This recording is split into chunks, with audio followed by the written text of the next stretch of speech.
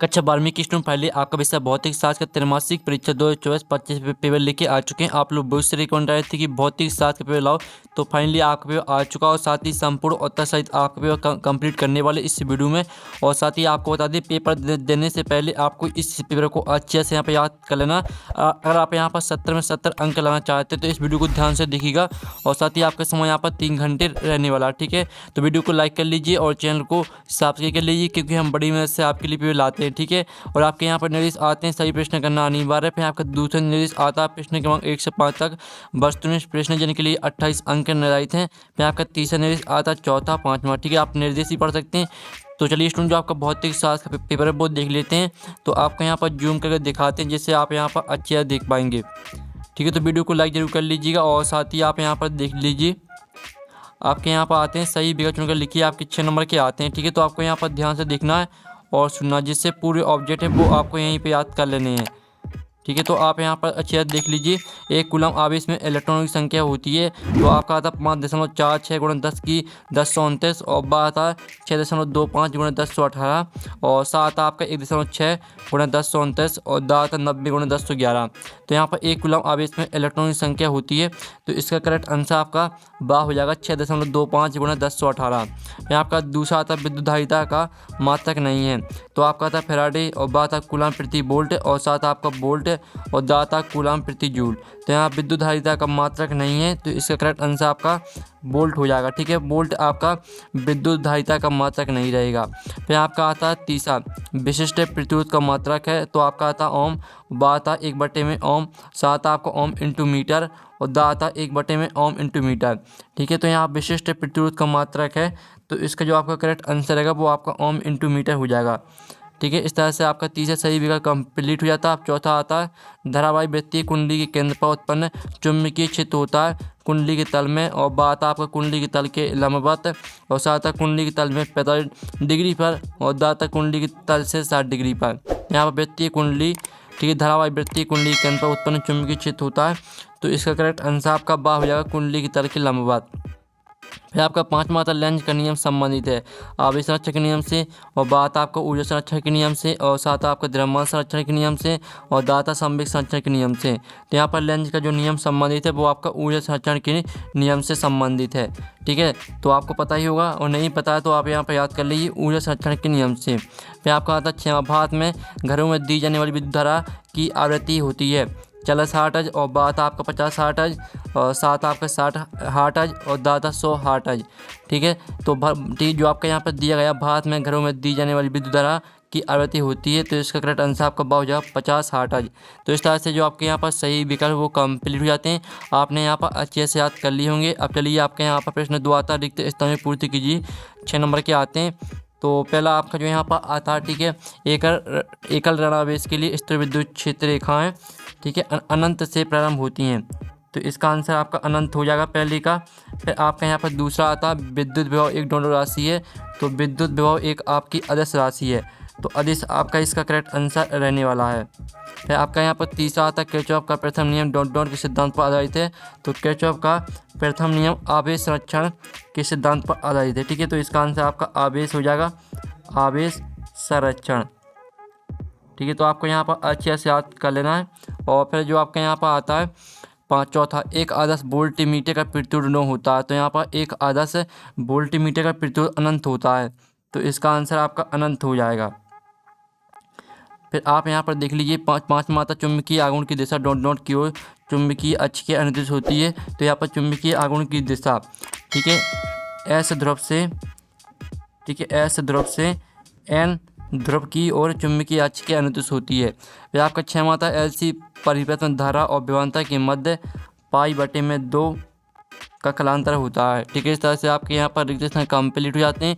अब चलिए आपका यहाँ पर नेक्स्ट प्रश्न देख लेते हैं, जिसमें आते हैं सत्य असत्य का चयन करके लिखिए। आपके 5 नंबर के आते हैं। तो प्रायतः 2 संभव प्रश्न कभी एक दूसरे को नहीं काटते, तो पहला आपका जो रहने वाला है वो आपका यहाँ पर सत्य रहेगा। आपका यहाँ पर आता दूसरा विद्युत धारा ले जाने वाली कुंडली चुंबकीय विद्युत द्विध्रुव की तरह व्यवहार करती है, तो यह आपका बिल्कुल यहाँ पर सत्य हो जाएगा। फिर आपका यहाँ पर आता तीसरा किसी लो चुंबकीय पदार्थ की पारगम्यता एक से अधिक होती है, तो यह आपका यहाँ पर सत्य रहने वाला है। फिर आपका यहाँ आता है चौथा, ट्रांसफार्मर का उपयोग डीसी परिपथ में किया जा सकता है, तो यह आपका असत्य हो जाएगा। फिर आप यहाँ पर देख लीजिए, पाँचवा आता है कि चालक का आवेश बढ़ाने से उसका विभव घटता है, तो यह आपका असत्य रहेगा। तो इस तरह से आपके यहाँ पर सत्य असत्य भी यहाँ पर कंप्लीट हो जाती हैं। आपने अच्छी तरह से यहाँ पर याद कर ली होंगी। ठीक है, अब चलिए आपका प्रश्न चला आता है सही जोड़ी बनाइए। स्तंभ अवयव में दी गई हैं जो कि आपकी 6 नंबर की रहेंगी। तो पहले आती है आपकी संधारित्र, तो इसको आपको चार्ज का भंडारण से मैच करना है। फिर दूसरी आती है विद्युत द्विध्रुव की इकाई, तो इसको आपको कूलम इंटू मीटर से मैच करना है। फिर तीसरी आती है आपकी लोरेंज बल। ठीक है, लोरेंज बल जो आपकी रहेगी वो आपकी न्यूटन से में हो जाएगी। जो चौथी आती है पारस्परिक प्रेरण, तो पारस्परिक प्रेरण को आपको मैच करना है हेनरी से। और जो आपके यहाँ पर आती है प्रेरित ईएमएफ, ठीक है, प्रेरित ईएमएफ को आपको किससे मैच करना है, इसको मैच करना है आपको चुंबकीय प्रवाह में परिवर्तन से। और जो आपके यहाँ पर आती है किरचॉफ का नियम, तो किरचॉफ का नियम आपको मैच करना है, ठीक है, जटिल विद्युत परिपथ का अध्ययन से। ठीक है, इस तरह से आपकी जो 6 नंबर की सही जोड़ी वो कंप्लीट हो जाती हैं। साथ ही हमने यहाँ पर नंबर लिख दिए हैं कौन में वो कौन सी मैच करनी है, तो आप यहाँ पर देख सकते हैं। अब प्रश्न आपका 5 आता है, एक है शब्द वाक्य में उत्तर दीजिए। 5 नंबर के आते हैं, तो पहला था सामान्यतः प्लेट संधारित्र की प्लेटों के बीच की दूरी बढ़ाने से उसकी धारिता पर क्या प्रभाव होगा। तो यहाँ पर सामान्यतः प्लेट संधारित्र की प्लेटों के बीच की दूरी बढ़ाने से उसकी धारिता कम हो जाएगी। ठीक है, धारिता कम हो जाएगी, तो आपके यहाँ पे इसका आंसर रहेगा कम हो जाएगी। तो इस तरह से आपका यहाँ पर आंसर रहेगा, ठीक है, धारिता कम हो जाएगी। फिर आपका आता है अनुवर्ण वेग और विद्युत क्षेत्र की तीव्रता में संबंध लिखिए। तो आपका अनुवर्ण वेग और विद्युत क्षेत्र की तीव्रता में संबंध जो रहेगा वो आप यहाँ पर देख लीजिए। ये आपका अनुवर्ण वेग और विद्युत क्षेत्र की तीव्रता में संबंध हो जाता है। फिर आपका आता है चुंबकीय क्षेत्र की तीव्रता का ऐसे मात्रक लिखिए। यहाँ पर चुंबकीय क्षेत्र की तीव्रता का ऐसे मात्रक होता है टेस्ला। और साथ ही आपका यहाँ पर आता है चौथा, चुंबकीय फ्लक्स का मान न्यूनतम कब होता है। तो इसका जो आंसर रहेगा वो आपको कमेंट करना है। ठीक है, चौथे का आंसर सभी को कमेंट करना, जिससे और स्टूडेंट की हेल्प हो जाएगी। साथ ही जो भी यहाँ पर राइट आंसर यहाँ पर ठीक है लिखेगा कमेंट में, उसका यहाँ पर कमेंट पिन भी कर देंगे। फिर 5वां आता है किसी प्रत्यवधि धारा का सेकंड मान 0 है, एक पूर्ण चक्र में इसका औसत मान कितना होगा। तो यहाँ पर ठीक है किसी प्रत्यवधि धारा का सेकंड मान 0 है, एक पूर्ण चक्र में औसत मान आपका 0 रहेगा। तो शून्य आपका यहाँ पर शून्य करेक्ट आंसर हो जाएगा। तो इस तरह से आपके जो सही विकल्प है वो कंप्लीट हो जाते हैं। अब आता है आपका प्रश्न 6, दो विद्युत क्षेत्र रेखाएं एक दूसरे को क्यों नहीं काटती। तो जो आपका यहाँ पर दिया गया है दो विद्युत क्षेत्र रेखाएं एक दूसरे को क्यों नहीं काटती, तो आप इसका आंसर देख लीजिए। क्योंकि इस स्थिति में कटान बिंदु पर एक से अधिक स्पर्श रेखाएं खींची जा सकती हैं, तो उस बिंदु पर विद्युत क्षेत्र एक से अधिक दिशा प्रदर्शित करेंगी या असंभव है। ठीक है, इस तरह से आपका आंसर रहने वाला आपका 6वें का जो इसका अथवा था विद्युत क्षेत्र की परिमाण मात्रक एवं सूत्र लिखी। तो इसका आंसर आपको खुद करना। फिर आपका आता समविभव पृष्ठ किसे कहते हैं, तो इसका आंसर आप यहाँ पर देख लीजिए।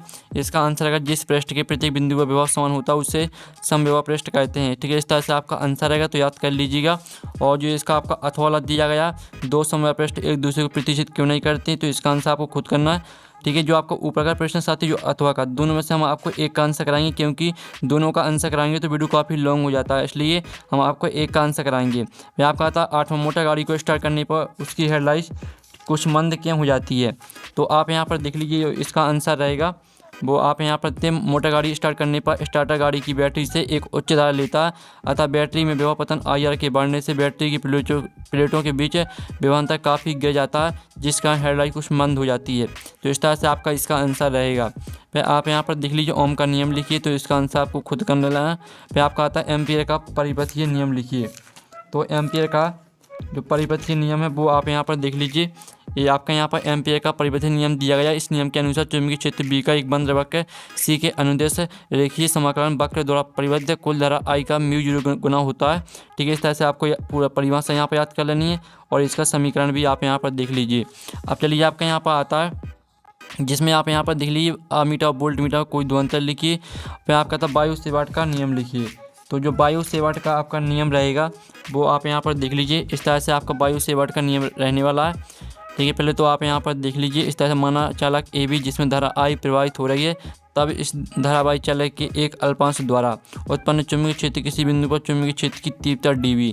पहला पॉइंट इसका आप देख लीजिए, और साथ ही पॉइंट देखने से पहले आप डायग्राम देख लीजिए, दूसरा पॉइंट और तीसरा पॉइंट। ठीक है, इस तरह से आपको इसको यहाँ पर सॉल्व करना है पूरा। तो इस तरह से आपका इसका जो आंसर है वो कंप्लीट हो जाता है। अब चलिए आपका यहाँ पर नेक्स्ट प्रश्न आता है फैराडे के विद्युत चुम्बकीय प्रेरण संबंधी नियम लिखिए। तो जो फैराडे के आपके नियम हैं वो हम यहाँ पर देख लेते हैं। तो आप यहाँ पर देख लीजिए, ये रहा आपका फैराडे का प्रथम नियम।